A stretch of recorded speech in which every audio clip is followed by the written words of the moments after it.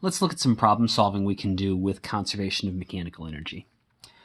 We'll start with a problem that we have actually seen before, something that we can solve with the kinematic equations, but now that we have access to conservation of energy, we actually have a significantly faster way to deal with it, both because it's mathematically simpler in terms of like the number of steps and the complexity of the equations, but also because it's just easier to remember. There are 5 different kinematic equations, and only 3 of them are on the AP equation sheet. And so if you don't have the equation sheet, there's 5 equations you either have to have memorized or be able to derive. And even if you're working with the equation sheet, you still have 3 that you have to look up and 2 that you could potentially derive. And when we're doing conservation of energy, you got the kinetic energy equation, you got the gravitational potential energy equation. That's it for a lot of problems. When we get to spring energy, there's a 3rd equation, but it's always the same 3 equations, and so you have 3 equations instead of 5 equations that you can use to solve the problems. And so energy is often going to be an easier way to attack our problems. So say, for example, we throw a 0.5 kilogram stone upwards at, 15 meters per second. I don't know what max height does it reach?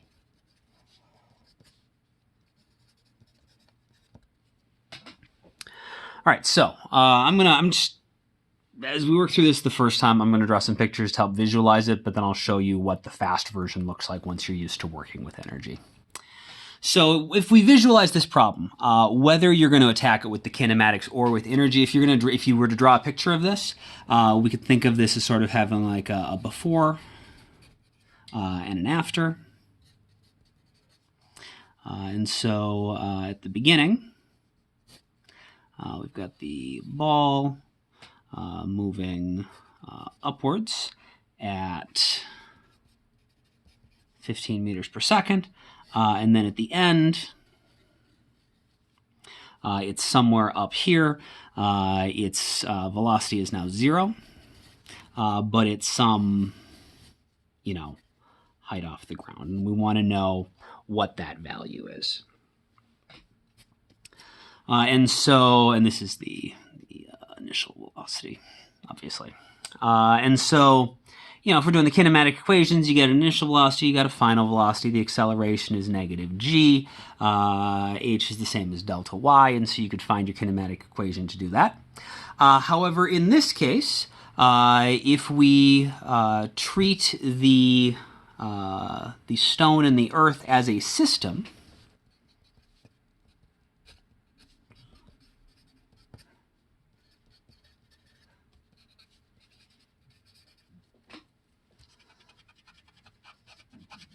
the stone and the planet Earth as a system, then after the throw, and of course the entire problem is taking place after the throw, mechanical energy should be conserved.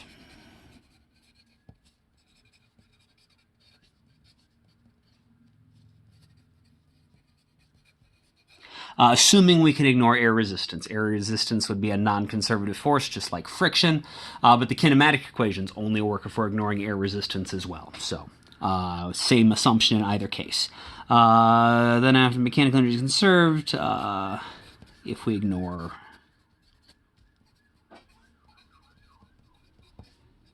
air resistance. And that's not a big deal, because again, you have to ignore air resistance to make the kinematic equations work as well. And the reason we know mechanical energy is conserved is because the only force that's going to be acting on the object as it moves up and down, then, if we ignore air resistance, is the force of gravity. We've already established that the force of gravity is a conservative force, and so as long as our system is both the stone and the planet, then all that energy is going to stay in the system. It's just going to move back and forth between being kinetic energy in the stone and potential energy stored in the gravitational field in between the Earth and of the Earth and the stone. So in that case, we know mechanical energy is conserved.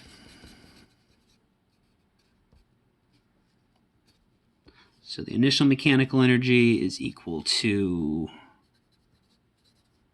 the final mechanical energy. And of course, at the beginning, our initial height is 0, our initial y value is 0, and so to have gravitational potential energy, you have to be some height off the ground. And so at the beginning, we have kinetic energy only, because it's moving. At the top, it's not moving, so there's no kinetic energy, but it is some height off the ground, and so we have gravitational potential only.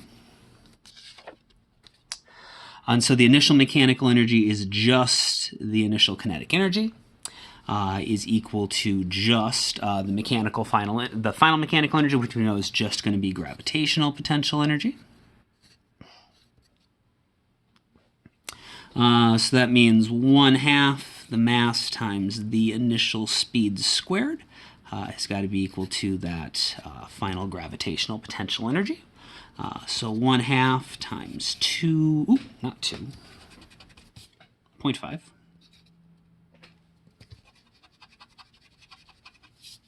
So the mass was 0.5 kilograms, and the speed we said was 15 squared is going to give us the final gravitational potential energy. So 1/2 times 0.5 times 15 squared, it's going to be 56.25 joules. It's going to be the final gravitational potential energy, which we know is equal to mgy. And so our y value is going to be equal to that 56.25 joules divided by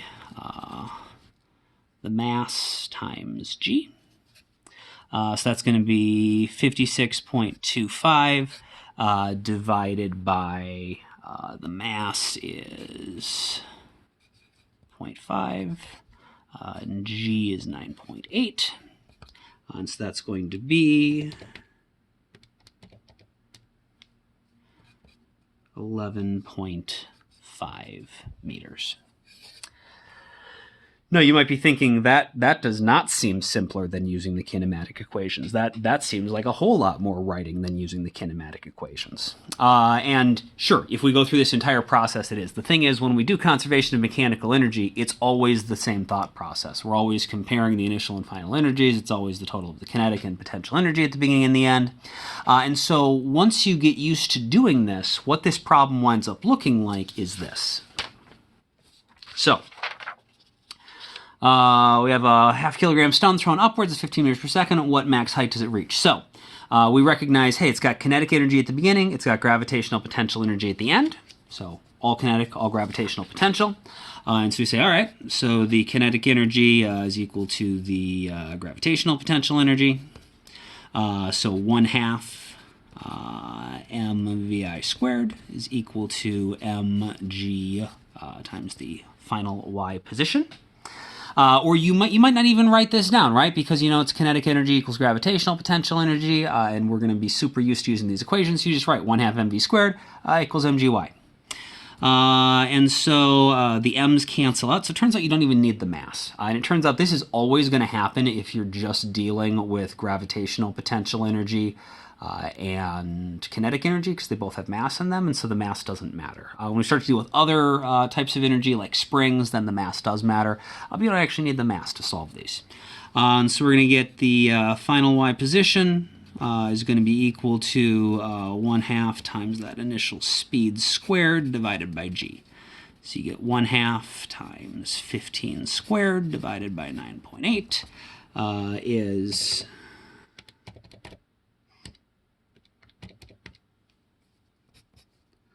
11.5 meters. And so this is definitely at least as easy as using the kinematic equations. For the kinematic equations, most people will initially start out by writing down, what all the variables are, which is sort of the same process we did here of just sort of organizing our information. If you are able to jump right into a kinematic equation, well, we can jump right into an energy equation as well, except, again, the energy equations are easier to come up with because there's only the two equations, kinetic and potential, and not 5 kinematic equations. And then whether we're doing the kinematics or whether we're doing energy, we got to do some rearranging and plugging our values in. That happens here, and it's just a simpler, faster process with energy. It just is. So let's try one on your own to see if you can. And I want you to solve this with energy. So you could use the kinematic equations if you'd like to double check it with the kinematic equations. That's fine. But I would like you to try initially to solve this just with pure energy. So let's say an object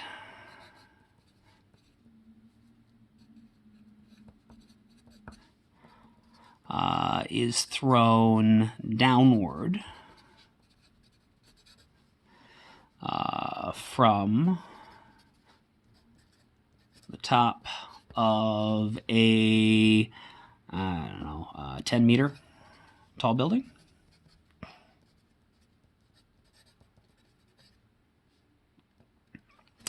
It's thrown downwards at 20 meters per second.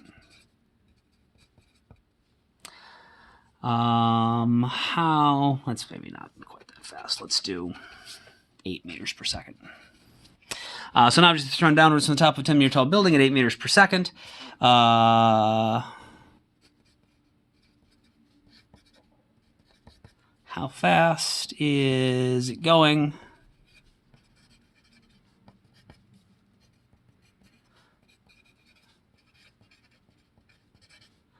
When it hits the ground.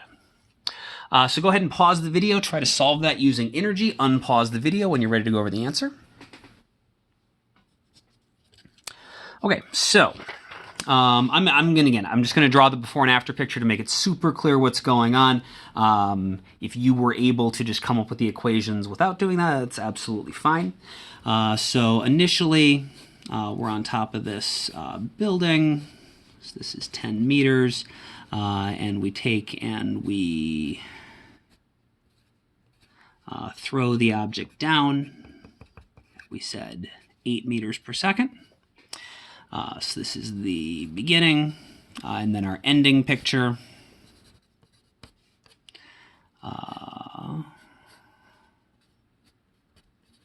Is the object is just about to hit the ground, and we want to know what this final speed is going to be.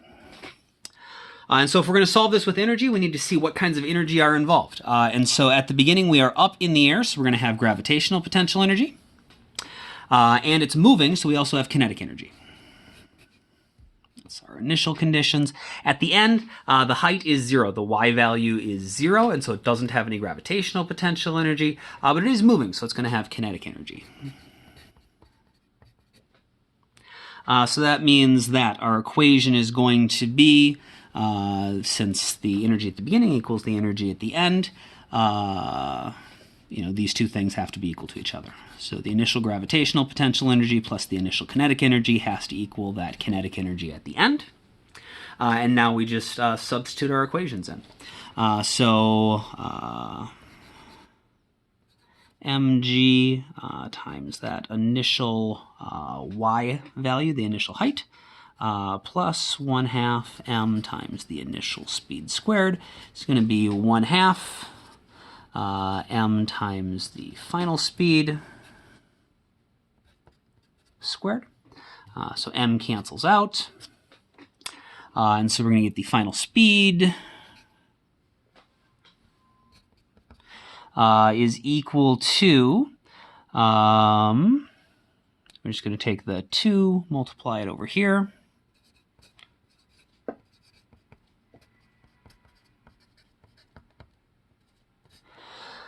And then since that would give us VF squared, if we just want VF, we'll take the square root of that whole thing.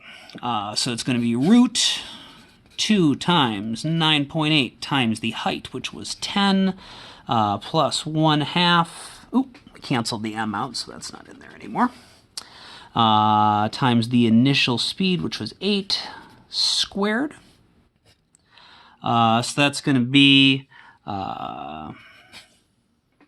you could certainly do this, entire thing in your calculator, but just so we're clear on what's going on, it's going to be 2 times 98 plus 8 squared is 64, half of that is 32, so it's going to be root 298 plus 32 is 130, so root 260, which is going to be about 16.1 meters per second. Just sort of quickly, looking at it, that seems reasonable. It's got to be faster than 8 meters per second, which it is. And we could do the same thing with the kinematic equations. We'd get the exact same thing. If you grabbed your calculator earlier, you'd be able to, skip these steps. And so this could look as simple as write this equation down, solve it, plug the numbers in, get your answer.